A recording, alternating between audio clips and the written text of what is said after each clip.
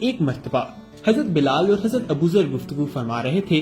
تھوڑی دیر کے بعد حضرت بلال چلے گئے تو حضرت ابوذر گہری سوچ میں چلے گئے اور پریشانی کی حالت میں حضرت علی رضی اللہ عنہ کی خدمت میں پہنچے۔ حضرت علی رضی اللہ عنہ نے حضرت ابوذر کے چہرے پر دیکھا، ان کی پریشانی کو دیکھ کر مسکرائے اور ان سے پوچھا کہ اے ابوذر، تم پریشان کیوں ہو؟ حضرت ابوذر نے کہا کہ حضرت علی رضی اللہ عنہ، میرے دماغ میں ایک سوال ہے اور مجھے بہت پریشان کر رہا ہے۔ حضرت علی نے کہا کہ جواب بتاؤں یا سوال بتاؤں؟ جس پر حضرت ابوذر نے فرمایا کہ ہم سب حضرت آدم علیہ السلام کی اولاد ہیں، تو پھر ہم میں سے کچھ لوگ گورے اور کچھ لوگ کالے کیوں ہیں؟ کچھ کے بال نرم اور کچھ کے بال سخت کیوں ہیں؟ کچھ کے ہونٹ موٹے تو کچھ کے ہونٹ پتلے کیوں ہیں؟ بس حضرت ابوذر کا اتنا کہنا تھا کہ حضرت علی رضی اللہ عنہ نے فرمایا، ابوذر، جب حضرت آدم علیہ السلام کو زمین پر بھیجا گیا تو وہ بہت نفیس تھے، یعنی کہ جب انہیں جنت سے نکال دیا گیا اور انہیں زمین پر بھیجا گیا تو وہ کافی نفیس تھے۔ جب آدم کی اولاد بڑھنے لگی، اپنا رزق تلاش کرنے کے لیے مختلف جگہوں پر جانے لگی، تو اللہ تعالیٰ نے حضرت شیش کے بعد جو فرزند حضرت آدم علیہ السلام کو عطا کیے تھے، ان دونوں کو جانوروں نے کھا لیا۔ تو حضرت آدم علیہ السلام نے اللہ سے دعا کی کہ اے میرے خالق، مجھے ایسا فرزند عطا کر جو پہاڑ کی مانند ہو، میرے خاندان کی حفاظت کرے، جانوروں کو چیر دے۔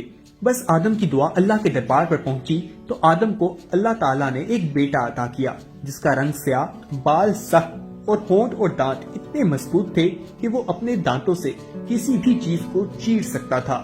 اللہ کے نبی حضرت آدم علیہ السلام نے اپنے اس بیٹے کا نام قیام رکھا۔ وہ پورے قبیلے کی حفاظت کرتا تھا، بہادری میں ان کا مثل کوئی نہ تھا، اور تبھی سے ہی انسانوں میں یہ فرق واضح ہو گیا۔